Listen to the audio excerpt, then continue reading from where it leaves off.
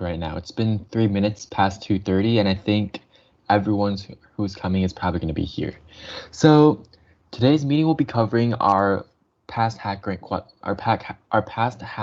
contest, and I think we'll just start on our question 1. So let's just jump into it immediately. Let me share screen and let's get on to it. All right, so let's look at our first hackering question. It's called Name the Same. So this problem says that Kevin enjoys variable names that consist of one distinct letter. For each of the given variable names, find the smallest amount of letters he must change to make all the letters in the variable name the same.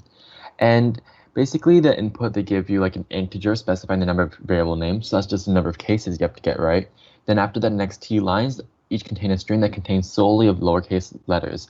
So those are his variable names. So for example, if you have something like, let's say XXXYYZ, and you want to make all the characters in here the same, of course you want to figure out like which character you want all those to be, and you want those to be X's because of course X is like the most prevalent character in here. There's the most X's compared to Y's and Z's. Since there's 3 X's, 2 Y's, and then 1 Z. And this is basically how we do it. So we just find the character that appears in here the most, and then we change all the other characters in the string to that character.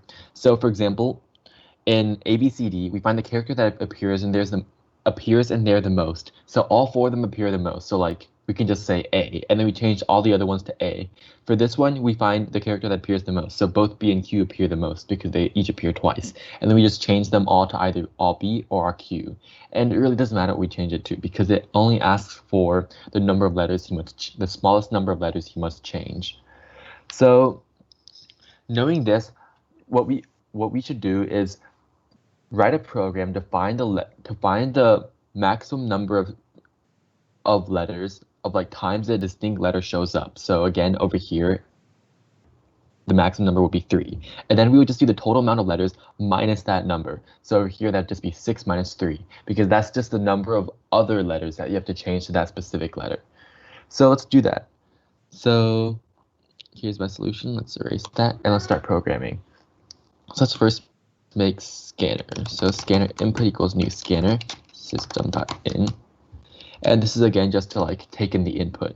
So let's look at the input. So the input says, first of all, again, you have to input t, so an integer t. So this int t equals input.nextInt.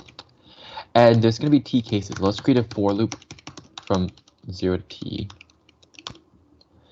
And now we can actually program this. So for each specific case, Kevin takes in a string. So let's say like string var equals input.next.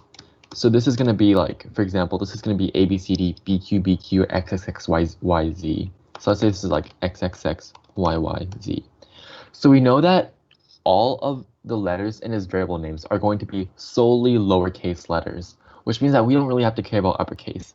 We know that there's 26 letters from A to Z. So the best method to find the letter that appears the most, like the number of times that letter appears, is to just create an array. Then using that array, we can count the number of times each letter appears in the string name and like the variable name. And then we can just figure out the largest number in that array using arrays.sort. And then from there, we're done. So let's do that. So let's say int count equals new int 26.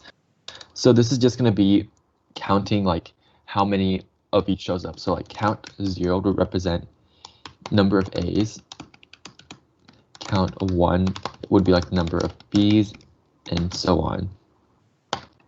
And now we can just iterate through the string and find how many of each letter shows up. So like for int j equals 0, j less than var.length, j plus plus. And then we can just iterate through the string. So for each character, like let's say character j, we can just add 1 to the corresponding place in count. So for example, if like var.char at j would be equal to a, then we have to have count 0 plus plus. But the thing is, how do you convert var.char at j how do you convert that to an integer, which would like be, for example, equal to 0? Well, we have to use the ASCII table for this. So let me just pull a picture of what it looks like up here. So basically an ASCII table is a table that converts every single character into a decimal number. So for example, over here, if you look, then A would convert to 97, B is 98, and so on and so forth. And to convert it, you just have to typecast it to an int. So this would convert a character into its corresponding integer. And we already know that A corresponds to 97, B corresponds to 98, and so on and so forth. So we want A to correspond to 0, B to correspond to 1, and so on and so forth. We just have to subtract 97 from this typecasted integer value. So you just do this minus 97. So this is how you would get from A to 0, from B to 1, and so on and so forth. And now we can just take this position of count. So count this. So this position, you would just add 1 to it. And yeah, this is basically the crux of the solution. Again, let me just re-explain it for any of y'all that didn't catch it. var.char at j is the specific character at the jth position of the string. And then from that character, typecasting it to an int and subtracting 97 corresponds, makes it go from like A to 0, from B to 1, and so forth. And then from there, we can see like how many, and then from there, we can just add 1 to like the corresponding A position of the array, or the B position, or the C position, and so on. So from there, we've gotten, so just looping through this, we have a final array for count. So now we can just figure out what the largest element of this. So let's just do arrays.sort count. And since we know count has 26 elements by definition, then count 25 will be the largest.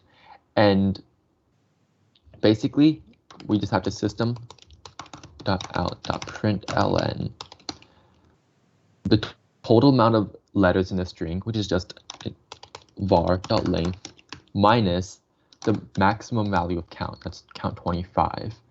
So this is going to be our final answer.